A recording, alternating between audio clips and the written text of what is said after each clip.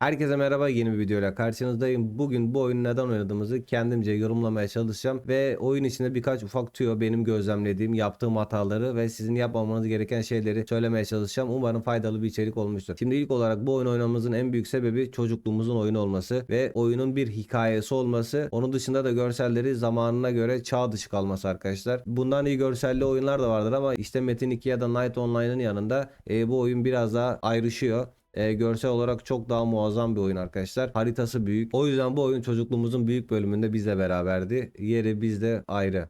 Ve bu oyun size farklı bir dünya sunuyor arkadaşlar. Kendinizi içinde oynarken kayboluyor bir şekilde bulabilirsiniz. Ya da botlarken, botu izlerken aynı şey arkadaşlar. Bu oyunun değerini oyunu bırakırsanız, ondan sonra uzun bir süre sonra geri gelirseniz o zaman anlayacaksınız. Ve bu oyun bir hobi. Bazı insanlar balık tutmayı sever. Bazı insanlar arabayla ilgilenmeyi sever.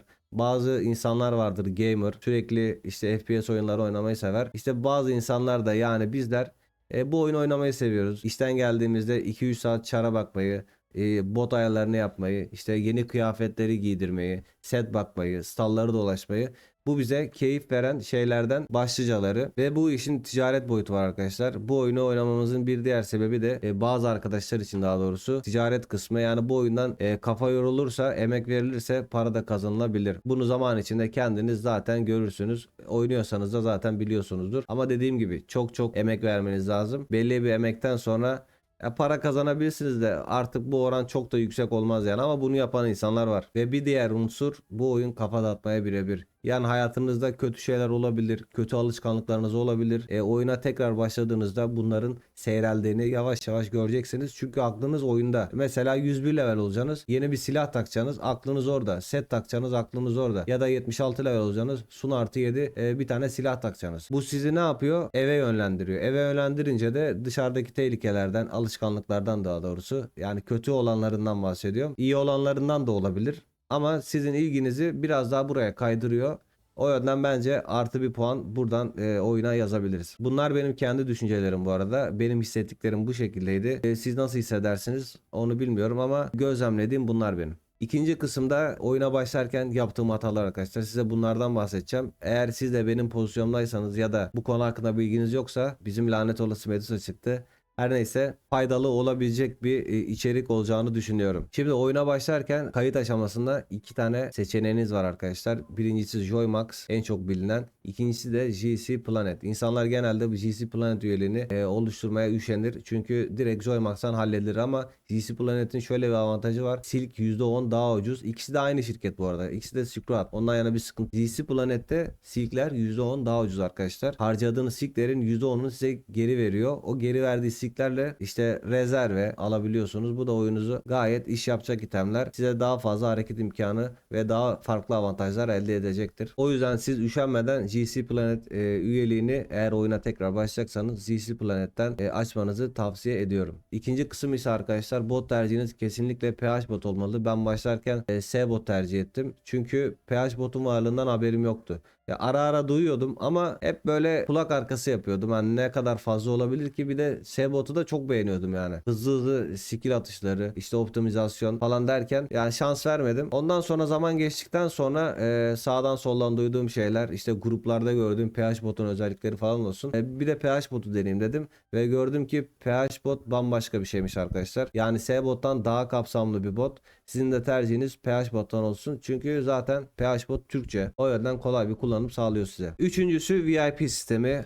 Oyun size diyor ki kardeşim, sen 3 silk yükle ve harca, 2 ay oyuna tekte girme hakkını kazan. Yalnız şöyle bir durum var. Ayın hangi günde yüklerseniz yükleyin, oyun onu bir ay sayıyor. Mesela ayın ikisinde yüklediniz, 28 gün bir aydan sayılıyor. Ama ayın 27'sinde yüklediniz, o 3 gün bir aydan sayılıyor.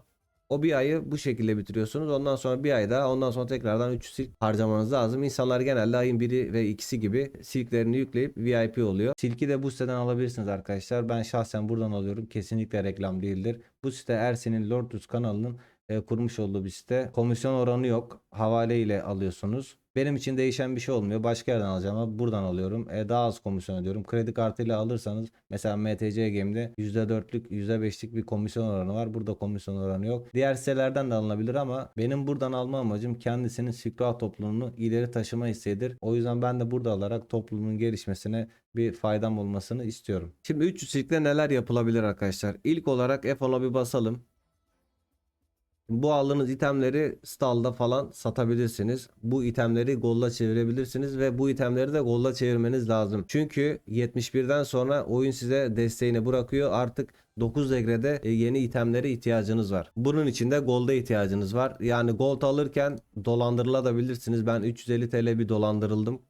Onu söyleyeyim. Hem bu riski biraz ortadan kaldırırsanız. Şöyle bir konsinyeye geçeyim. Size itemleri falan göstereyim.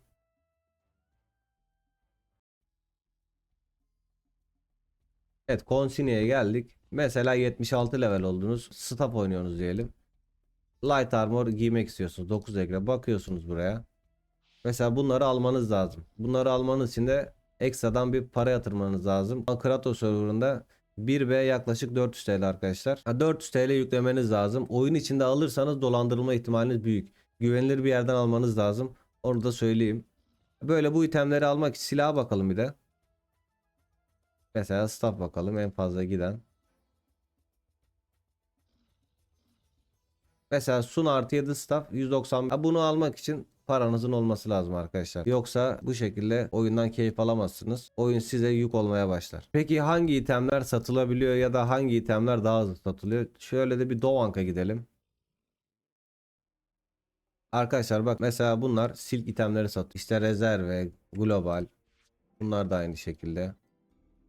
Siz buradan araştırma yapabilirsiniz fiyatlar hakkında. Bunların koyduğu fiyatın bir tık altına da koyabilirsiniz hızlı gitmesi adına ve acele etmemeniz lazım. Çünkü sizin zaten 2 ay vaktiniz olacak. Bu birinci seçenekti. İkinci seçenek de 290 silke premium alıp VIP bitiminden hemen sonra premium'u kullanıp tekte giriş hakkınızı 3 aya çıkarmak ve premium'un bazı avantajları var. İsterseniz premium'u da satabilirsiniz daha hızlı olmasını istiyorsanız. Premium'un değeri de şu an 1.4 ile 1.7B arasında gidip geliyor. Ve bu itemleri satmanız için de bir stall çarına ihtiyacınız var arkadaşlar. Stall çarı oyuna gerçekten çok çok önemli. Bunun en büyük sebebi mesela siz slottasınız, bir partidesiniz. Bunu düşük level olarak algılamayın. Yüksek levellerde onları da hesaba kataraktan düşünün. Stall çarınız olsa kendi itemlerini satarsınız. Piyasaya bakarsınız, set bakarsınız. İşte Hotan'a gidip Consigne'den item bakarsınız. Stone bakarsınız, taş bakarsınız. Stall çarı size daha fazla hareket imkanı sağlıyor arkadaşlar, bilginiz olsun. Salçarına da 10 silk yüklediğinizde DC yemiyor arkadaşlar, bilginiz olsun. Eğer sizde yoksa Devil alabilirsiniz. Devil 135 silk bir aylık kullanıyorsunuz. Ondan sonra 40 silke Devil'i kaldırabiliyorsunuz. Ya da silklerinizi paraya çevirip stallardan ölü Devil bakabilirsiniz arkadaşlar. Böyle daha hesaplı oluyor. İki seçenek de size kalmış. Tamamen stratejinize bağlı. Böyle bir ölü Devil bakmaya çalışıyorum da göstermek adına.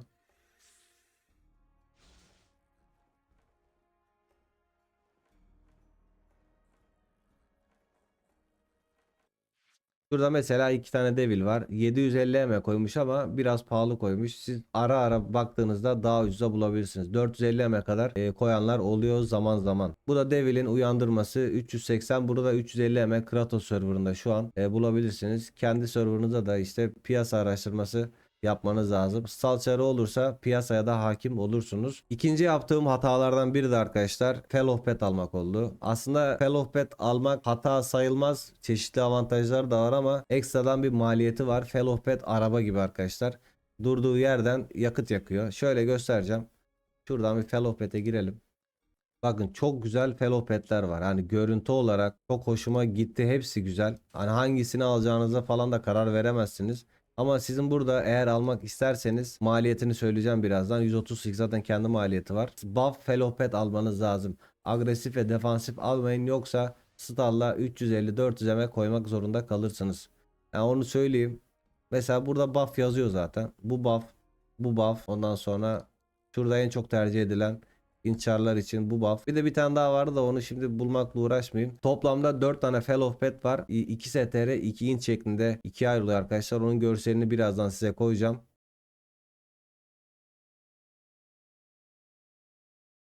Fellow Pet dediğim gibi büyük büyük oluşturuyor ama ilerleyen seviyelerde de avantajı var. Mesela %10 atağınıza destek veriyor. %10 doğrudan atak arttırımı sağlıyor. 100 vuruyorsanız 110k vuruyorsunuz.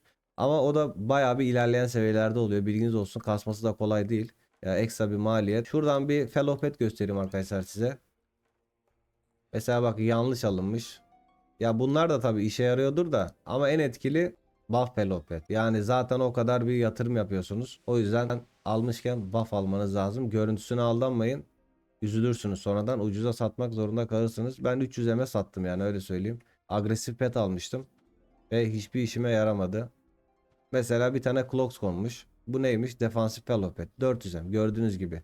Yani bunun TL karşılığı arkadaşlar şu an üstüne üstlük bir de 89 level. TL karşılığı şu an 160 TL. Silk'le almaya kalksanız 130 silk kaç para yapıyor? 400 desen Joymax'tan hesaplıyorum. 400 560 TL yapıyor. Yani 160 TL nerede? 560 TL nerede? Kaldı ki bu 89 level. O zamana kadar da Fellow Pet'e şunları almanız lazım. Onu da göstereyim. Aylık 50 silk maliyeti var. Şöyle Fellow'a geldik. Fellow Pet'in kendisi zaten 130 silk. Onu söylemeyeceğim. Other diyelim bakalım. Enerji arkadaşlar. Fellow Pet'e enerji lazım. Enerji sıfıra geldiğinde ne XP alabiliyor ne de başka bir şey yapabiliyor. SP falan toplamıyor. Fellow Pet'in en büyük avantajlarından biri SP toplaması. SP toplaması için de şöyle bir daha gelelim şuraya. Ekipmana geleceğiz arkadaşlar.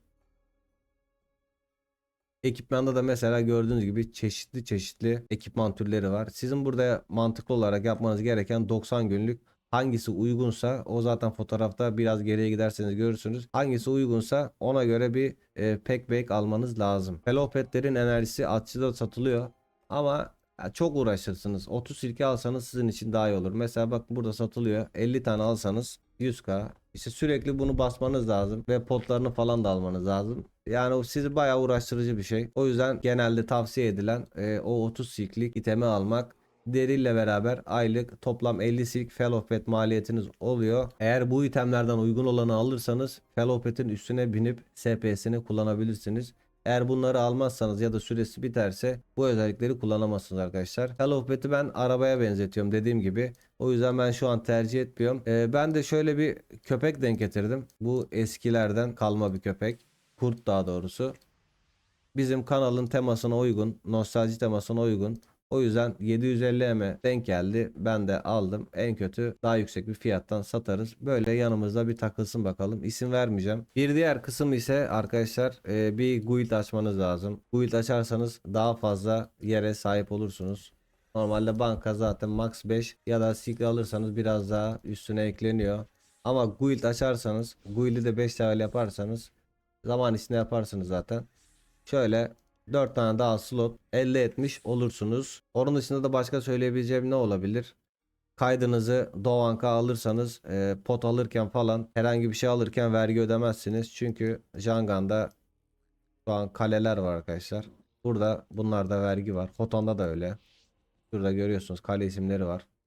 Bunlardan dolayı bir vergilendirme sistemi. Ama Doğabank'ta şu an öyle bir şey yok. Kodlarınızı işte gerekli materyalleri buradan alırsanız %20'ye yakın, tam oranı bilmiyorum, %20'ye yakın bir kazancınız olur. Gelmişken Gori'yi de söyleyeyim arkadaşlar size. Şuraya geldiğinizde ekipman dediğinizde itemi çevirebiliyorsunuz. 1 ve 15 liraya kadar olan itemler Gori'de belli bir ücret karşılığında çeviriyor. Mesela Tuhaş Sword. Bunu bir staff yapalım mesela. Gördüğünüz gibi staff oldu arkadaşlar. Yalnız şöyle bir durum var. İtemin üstünde de vel olmaması lazım. Yani cycle alınan basılan blue demek oluyor vel. Yani itemin üstünde şöyle you may not use magic normal stone yazmaması lazım İngilizcesi. Eğer bu yazmıyorsa itemler dönüştürülüyor arkadaşlar. Bilginiz olsun. Sanırım ACC'ler dönüştürülmüyor. O yüzden ACC'lerin değeri de biraz fazla diğerlerine göre. Biraz da şarj sisteminden bahsedeyim. Şarj sisteminde arkadaşlar 5 saatlik bir mavi barımız var. Şu an benimkisi yarıya indi ama bu mavi bar 5 saati geçerse mora dönüyor. Mordan sonra da bar tamamen kayboluyor. Mora döndüğünde %50 XP ve drop oranınız düşüyor. Ve şarj boşaldığında da kesinlikle herhangi bir şekilde XP ya da drop düşmüyor. Altın falan düşmüyor. Bilginiz olsun. Bunun önüne geçmek için bizim yapmamız gereken şey mavi bar bitmeden DC yemeden Eğer slottaysak return scroll atmamız lazım arkadaşlar. Slotta return scroll attığımız zaman bir teleport olmuş oluyoruz. Teleport olduktan sonra hemen exit tuşuna basıp oyundan çıktığımız zaman bu şarj fulleniyor arkadaşlar. Bilginiz olsun. Burada PHBot'tan koruma kısmının dönüş kısmından şehre dön bağlantı kes. Bu genelde 240 dakika diye tavsiye edilir ama sizin internetinize göre biraz daha düşürebilirsiniz. Buradaki kritik nokta DCM'den bunu başarılı bir şekilde yapmanız lazım. Diyelim şarjınız buradayken DC olursa bir şekilde internetten dolayı ya da herhangi bir sebepten dolayı tekrardan yenilemek istediğinizde şarjınız en fazla bu yarıya kadar da olacak arkadaşlar. Ve saatler Türkiye saatiyle 18.00'ı gösterdiğinde oyun kendini yeniliyor arkadaşlar. Herkesin şarjı fulleniyor ve sonra döngü devam ediyor. Ve videomuz bu kadardı arkadaşlar. Umarım faydalı bir içerik olmuştur. İzlerken keyif almışsınızdır. Benden bugünlük bu kadar. Bir sonraki videoda görüşmek üzere. Kendinize iyi bakın.